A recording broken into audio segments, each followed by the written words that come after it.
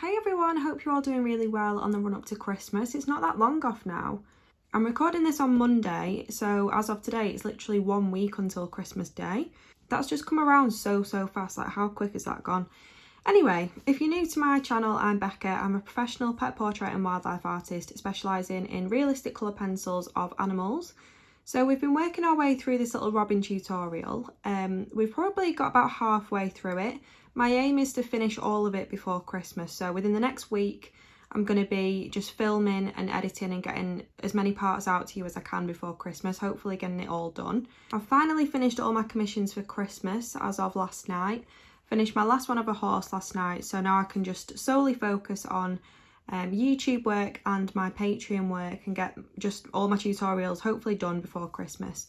So yeah, so we're going to be making a start on the rest of the body then for, I think this is part 4 now. Just basically carrying on from where we left off. This is quite a big bit that we're going to be drawing today, and there's quite a lot of overlapping sort of intricate feathers, but I'm going to break it down for you as much as possible. And as usual, I'll be talking through every single colour and layer and technique that I'm using throughout, so hopefully you can follow along.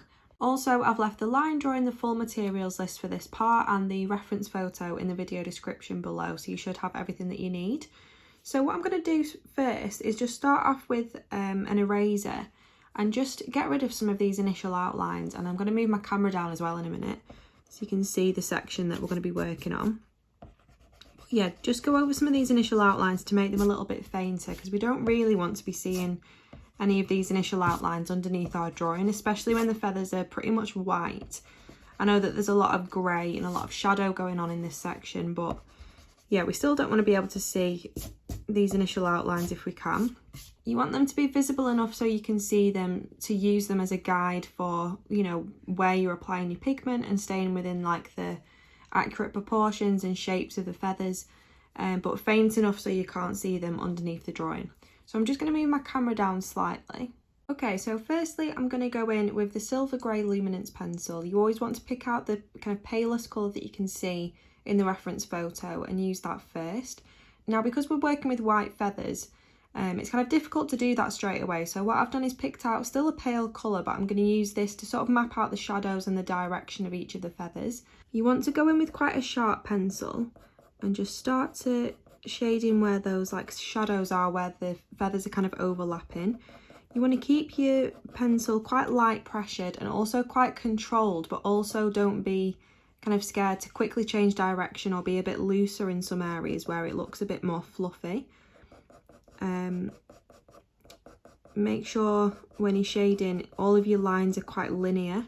Feathers are very different in comparison with fur. Fur can be a lot looser, feathers are quite tight, and all those little lines that make up the feathers are sort of perfectly parallel to each other with the same distance in between. Similarly to how we did our feathers up here, we're just kind of continuing on with that really. So yeah, I'm just mapping out all of those subtle shadows and the main direction of the feathers.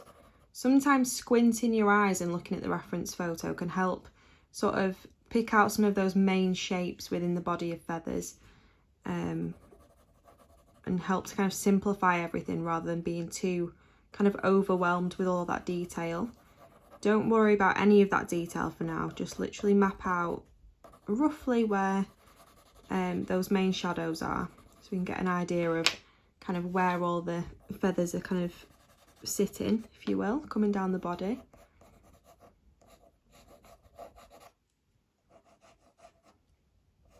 So as I was saying, I finished my last commission last night of a horse.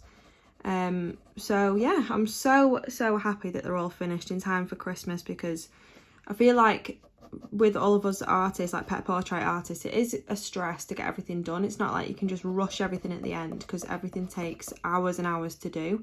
You want to make sure everything's perfect, and yeah, you need to set time aside and prioritise, you know, different work to make sure it's done in time for deadlines. So yeah, I'm glad that I've got all of that done, and I can now just solely focus on my tutorials and teaching work. I usually like to kind of mix it up a bit, so I'll do a few days, or 1 day doing commissions and 1 day doing filming, editing, more teaching work, you know, like critiques and stuff on my Patreon. doing feedback for people. I like to mix it up all the time, just because it keeps it a bit more interesting. If you're constantly doing commission after commission after commission, it can get a bit tedious, and it's not really too good to be sat at your drawing desk for hours and hours on end without having a bit of a break and doing something different. So yeah, I always like to mix it up, but over the past sort of week I have mainly been focusing on commissions just to get them done in time. So yeah, I feel a bit more free now that I've got them all done. Don't really have to think about them anymore. So yeah, I hope we're all prepared for Christmas, got all our presents ready and everything. I wrapped all of mine up the other day. I'm usually so bad at wrapping, but I actually made them look really neat for a change. I don't know what was going on, but they actually turned out all right. I've still got a few presents left to get, which I should probably get in the next few days, as Christmas is in a week. But yeah, I've pretty much got everyone else's, so yeah, feeling a bit more organised now.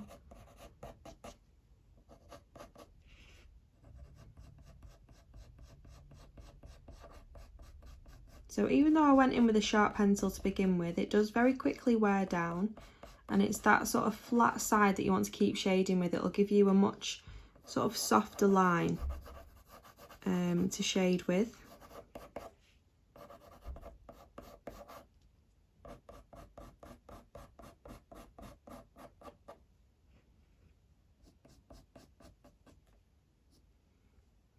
I'm going to shade around this foot for now. I think I'll do the feet when I do the branch in the next part.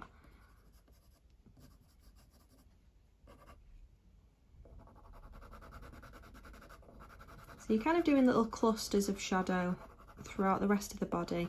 And to be honest, this is probably the last part that's going to be quite detailed. This foot is quite detailed as well, but the branch and the tail are very much out of focus, so they're kind of blurred, meaning that we can't really see really fine detail, so it should be a lot quicker to draw. So this is going to be probably the longest, or one of the longest parts that's the most detailed. Then once we've got this done, it should be a lot easier just when we're finishing everything off.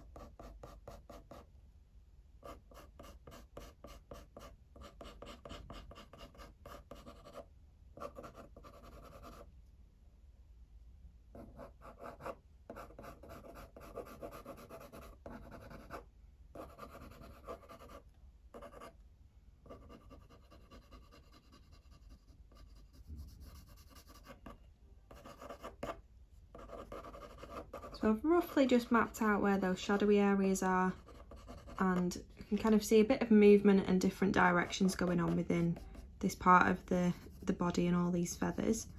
So I think I'm going to leave that there for now with the silver grey luminance pencil. It's added a really nice, like, subtle blue sort of base layer. And as I've said in previous parts and other tutorials, luminance pencils are just the best for like a base layer, because they're predominantly wax based, so they're a much softer pencil than the polychromos. So when you apply layers on top of it, everything just seems to blend a lot easier.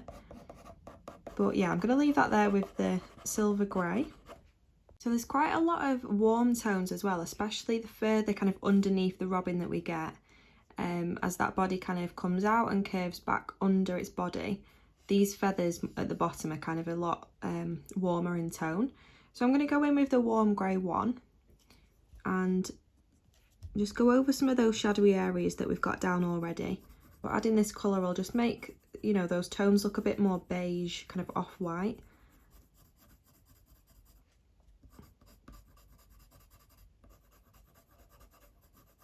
I'm still applying quite a light pressure, just building up all that colour gradually.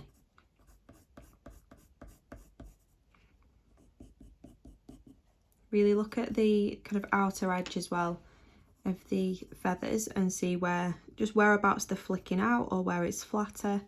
Look at the shapes.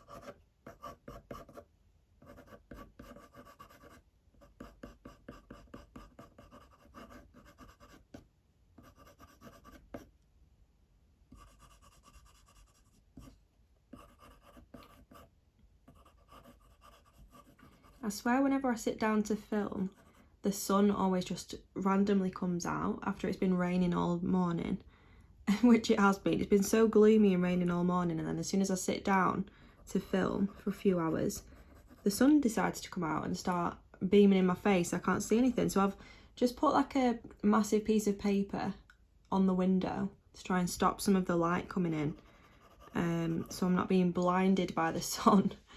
But yeah, if it's weird lighting, then I apologise. Hopefully it'll go soon. The only thing that's quite annoying with this studio is that because it's facing the back, in the morning it gets all the sun. I'm saying all the sun, like it gets sunlight all the time being in the UK, which we definitely don't at all. But when we do, it literally blazes in and I can't see a thing. So yeah, I've just put some paper on the window trying to stop all of that light coming through. It's kind of, I mean, you can see it on my hand a little bit. Dodgy lighting, but hopefully it'll go in a minute or in about 20 minutes. But yeah, so I'm going to leave that there, I think, with the warm grey one. We've built up a few of those warmer tones towards like the bottom half of the area that we're working on in part 4. So just above this branch. And I've also sort of mapped out the direction of some of those feathers as well.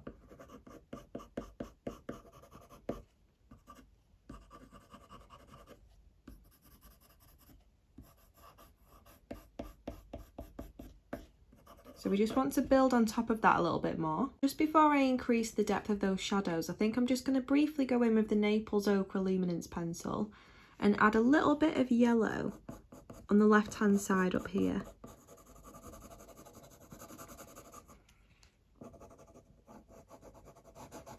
Just a really subtle tint.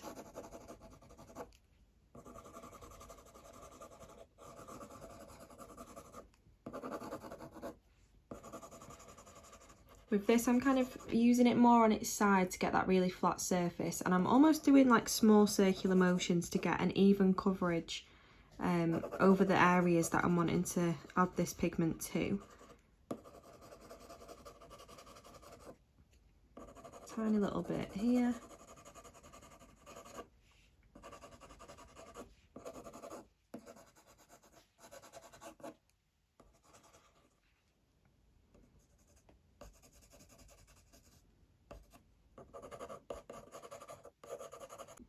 And then on top of that, I'm just going to briefly go in with the brown ochre 10%. They're kind of similar if I just compare the two, but they are slightly different. This one's a bit more creamy, this one's a bit more vibrant. So with the brown ochre 10%, just to get more of that like off-white kind of colour, I'm just going to go over some areas where we've just added that Naples ochre.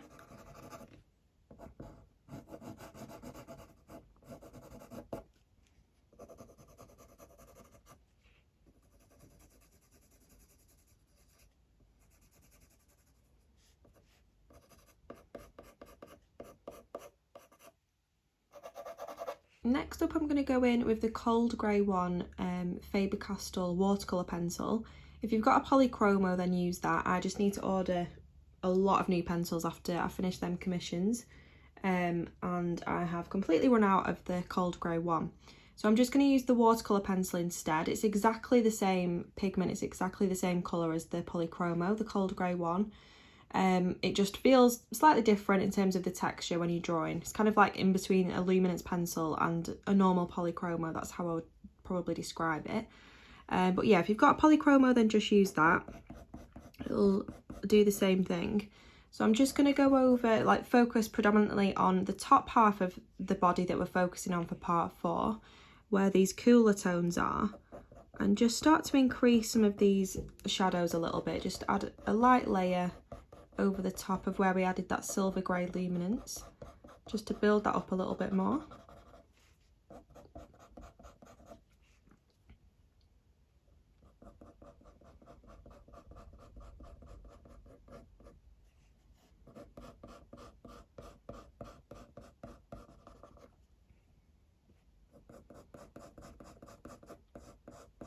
Now, I wouldn't worry about all these tiny little lines that are all parallel and perfectly kind of separated, which make up the feathers. Don't worry about all those details until right at the end. Just simply focus on building up soft shadow, really focus on sort of separating everything into shape. Start off with like your most basic areas and then sort of zone in on certain areas to break it down even more. It's quite a complicated, sort of complex thing to draw. I think feathers that are really kind of fluffy and overlapping. There's a lot of shapes going on in a lot of different directions. So in that sense, I'd probably say they're even more complicated to draw than fur. But it's a good challenge, and I think hopefully you can keep drawing along with me and I'll explain it easy enough so you can follow along and not get too lost.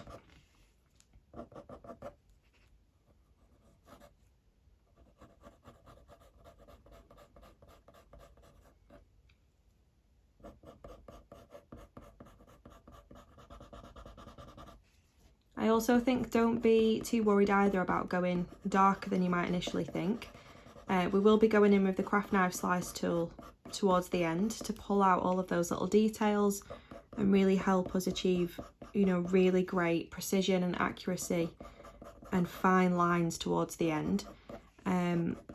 So we can almost like pull out those highlights. So if you end up going a little bit too dark, that's probably better in a way because it's going to create more of a contrast at the end.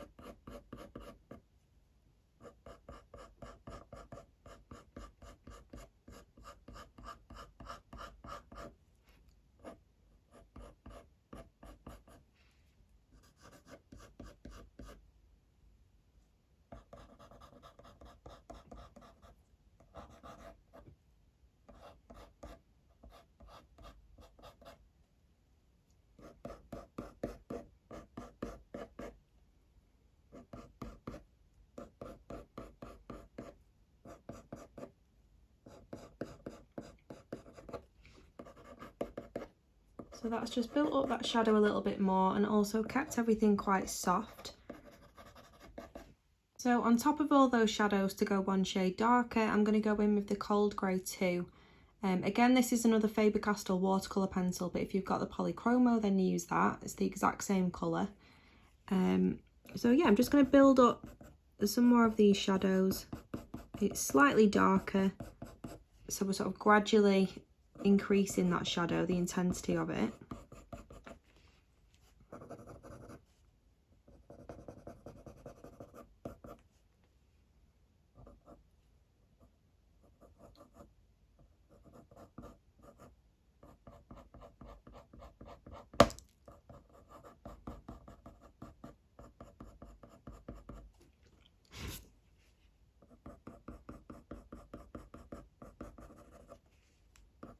I feel like now that I've got all my commissions done, I'm like focusing on just solely Christmassy drawings. I've got this tutorial to finish off, which is obviously a robin, so very Christmassy.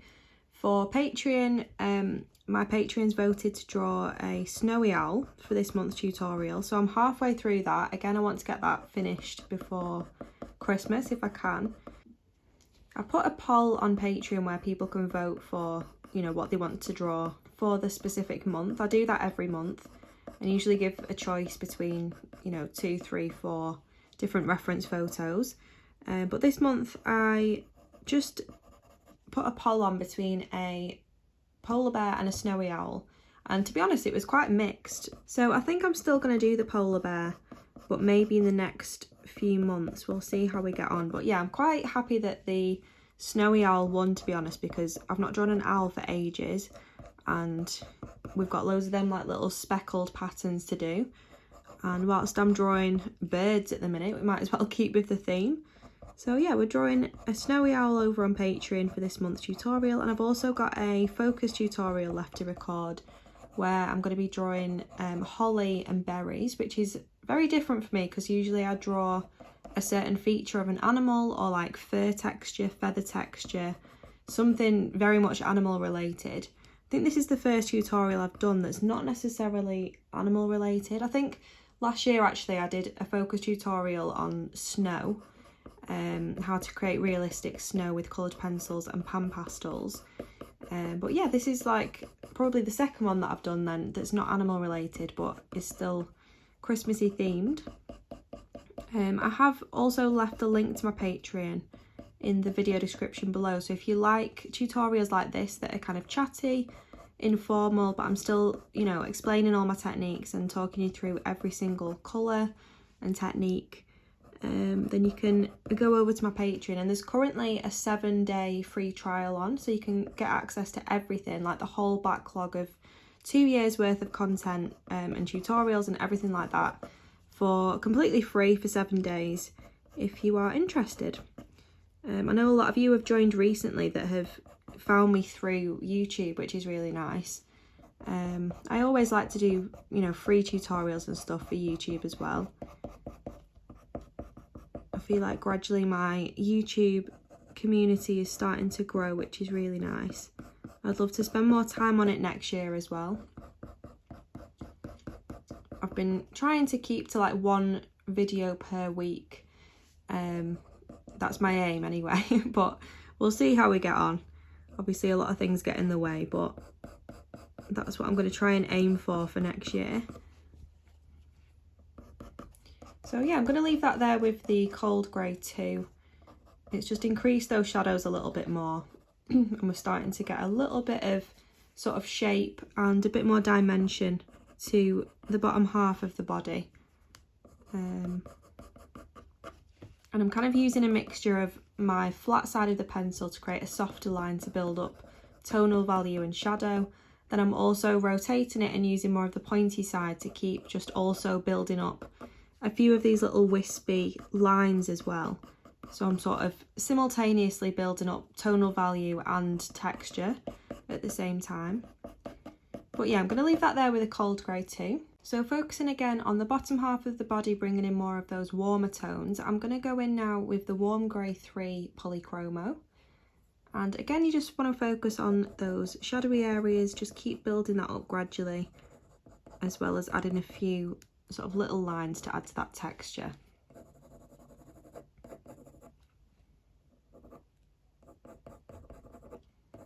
And have some of your lines and sort of shadows overlapping as well. That'll really help to bring out that sort of overlapping kind of cluster of feathers, that sort of texture, how they're all kind of close together and layered on top of each other.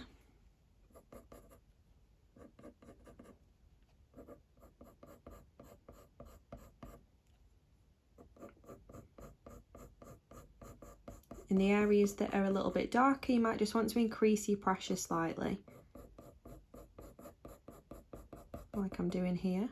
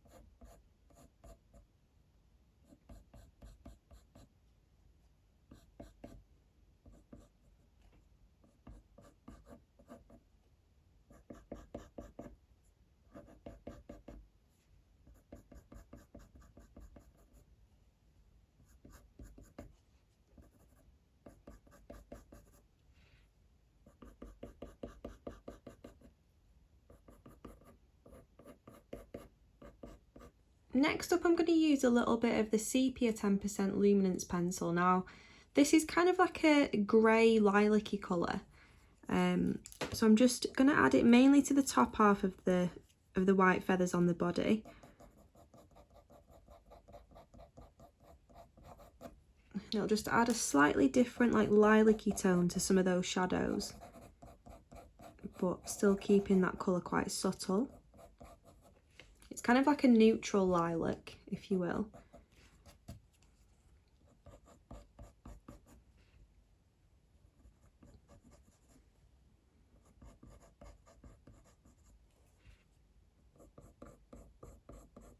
So I'm starting by applying it in those like darkest shadowy areas amongst the feathers.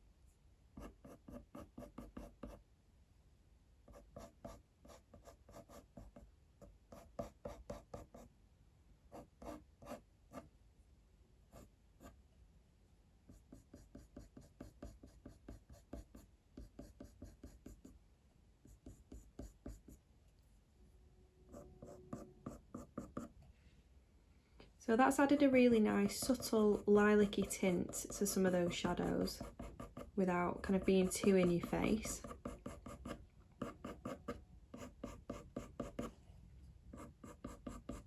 So I'm going to leave that there, I think, with the Sepia 10% Luminance. So using the olive brown 50% and going over the Naples ochre and the brown ochre 10%, which we used sort of down here on the left hand side, where it's kind of like yellowy, and we just wanted to add a little bit of a yellowy subtle tint to some of those feathers. I'm going to go over those same areas with this olive brown 50%, mainly working into more of the shadowy areas because this has a slight greeny tint to it, similar to those colours at the top of the wing here. I suppose those colours are quite similar, and we did use this colour quite a lot to achieve that sort of colour up there. It's not necessarily green, it's kind of like a khaki yellowy green, hard to describe, but yeah, it's kind of like the perfect neutral colour just to help us achieve the colour that we're going for. So I'm just working that into those yellowy areas and some of those shadows.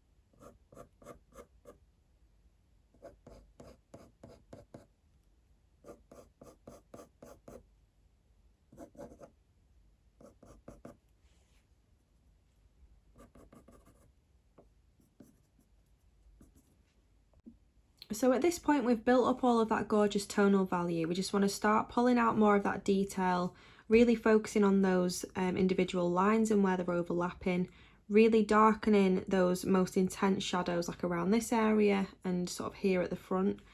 And yeah, just kind of building all of that up really. So I'm going to use the Payne's Grey Polychroma, which is a really dark grey with a slight bluey tint to it, and mainly focus on building up these darker shadows for now. And I have gone in with quite a sharp pencil, so I can get some of these really fine lines like this. When it comes to feathers, you want to be so controlled and like precise with where you put in each line. And like I said at the start, there's kind of like an equal distance between each line as well. They're all sort of perfectly separated. So kind of take that into account when you're drawing your lines.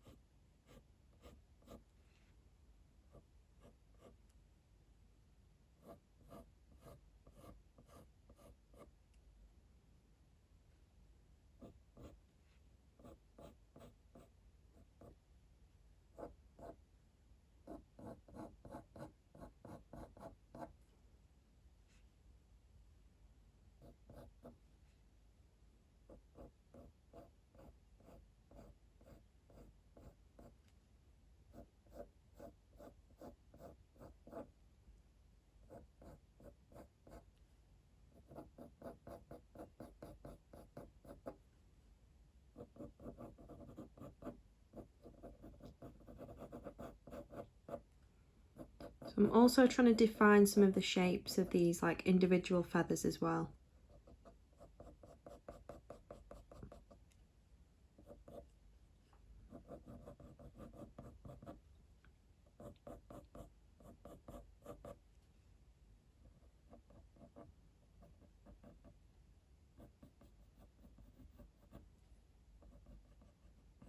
So like around here, working on this section, they kind of go into a point and the shadows behind them are quite intense. So I'm just going to lightly go over that area to increase the intensity of those shadows and add a bit more contrast.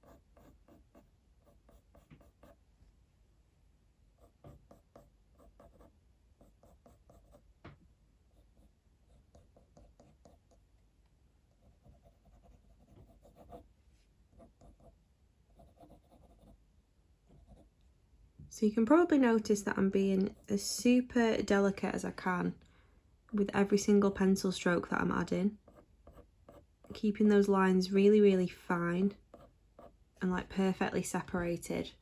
And you can see that gradually we are building up a bit of that sort of overlapping texture.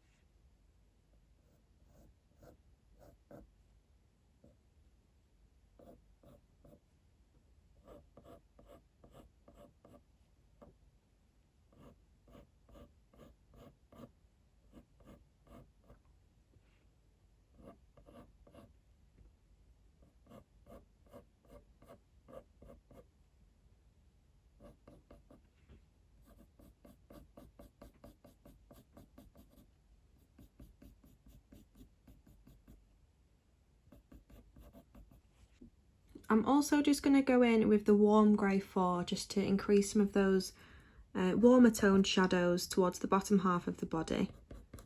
Again, repeating the same sort of delicate, carefully placed motions to build up more of that texture and increase the intensity of some of those shadows as well.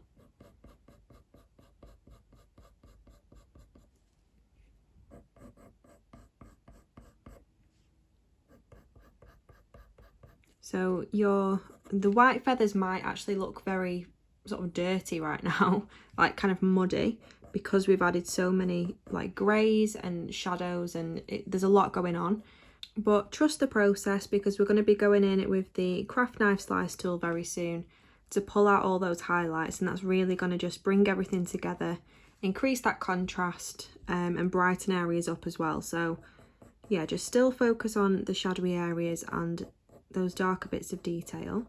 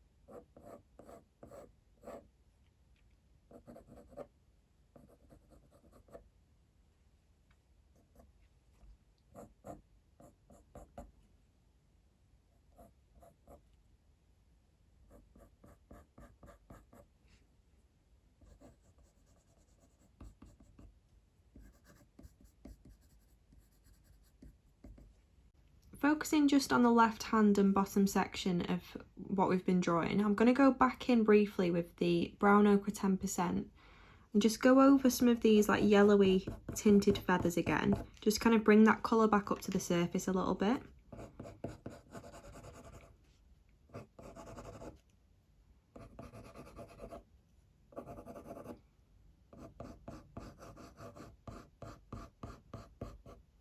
I'm trying to kind of shade in between some of these lines rather than shading over all that detail, because I don't really want to smudge any of those lines if possible.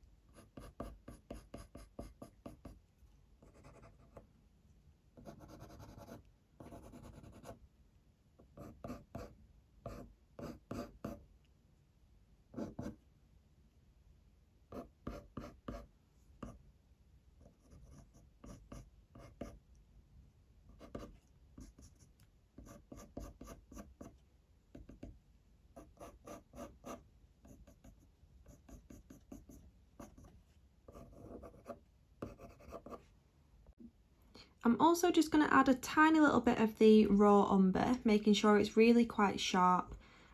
This is kind of like that greeny colour that we used before, but obviously a lot more intense. So I'm just going to go over some of these really dark shadowy areas and any areas of darker detail, just to intensify that a little bit more and carry on kind of building up that contrast. The more kind of contrast we have, the more it looks like those feathers are overlapping in different sections, and it kind of adds to that realistic sense of depth as well.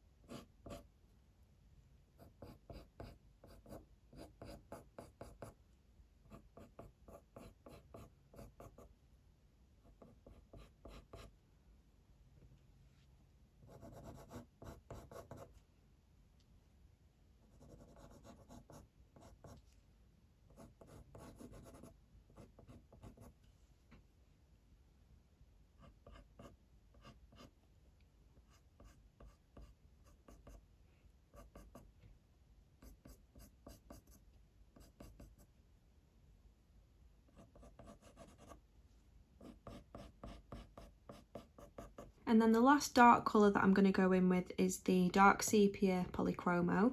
This is basically a really, really dark brown. So just to kind of increase some of those warmer tones, I'm just going to go over some of those darker details in the shadowy areas.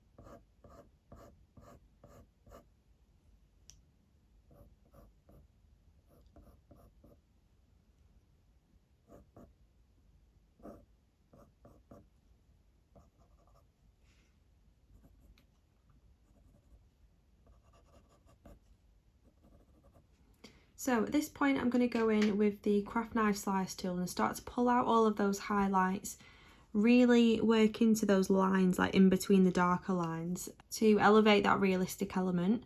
And yeah, we can achieve some super fine lines with this. It basically removes those top layers of pigment and reveals like the paper underneath. It works a lot better if you've added quite a few layers and completely squashed down the tooth of the paper so there's no grainy texture, which to be honest there isn't really. And yeah, I'd use it with quite a light pressure. You don't need to kind of etch into it. You don't want to ruin the surface of the paper. So yeah, be as controlled as you can and just work into some of that detail.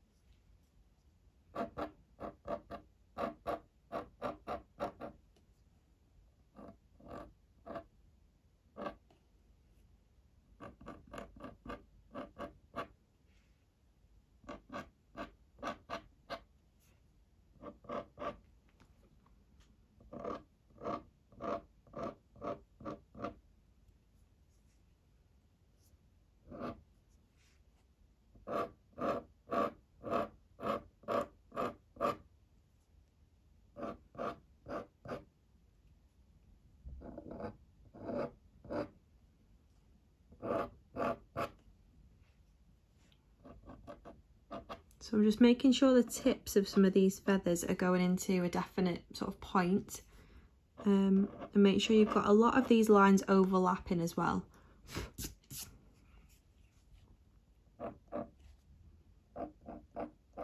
You can use the pointier side of your ceramic blade to create an even finer line than the curved side.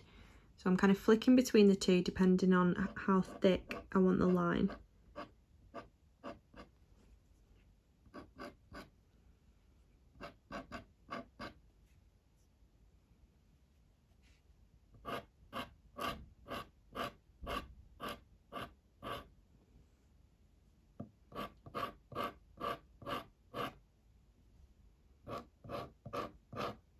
for a more subtle overlapping effect, I'm sort of just brushing the craft knife slice tool across the paper, applying almost no pressure at all, just letting the weight of the craft knife slice tool just kind of take off that pigment for me, just to create some really fine, subtle lines that are going in the opposite direction.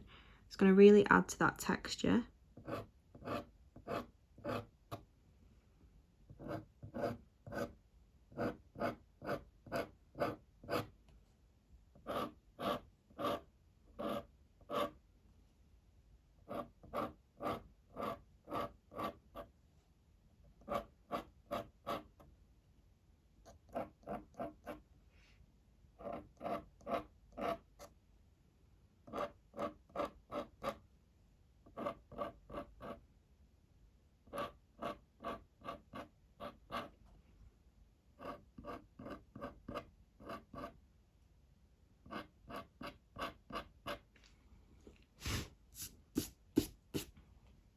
So that's just really elevated that realistic element. We can see those gorgeous, like, fine overlapping details that are really kind of adding to that texture. So yeah, I'm quite happy with how that's looking. So just as the final sort of finishing touch, I'm going to go in with the white Caran d'Ache Museum Aquarelle pencil, which in my opinion is the best white pencil ever when it comes to coloured pencils. It's actually a watercolour pencil, but that can work in your advantage. So what I like to do is make sure it's quite sharp, and then just lightly dip the tip of the pencil in some water to kind of activate that pigment, and then just kind of dab off any excess. So the tip of the pencil should now be quite wet, and just in those brightest areas of the feathers that you really want to pull out, you want to just work that over the top. So like the tips of these feathers here that are kind of being directly caught by the light.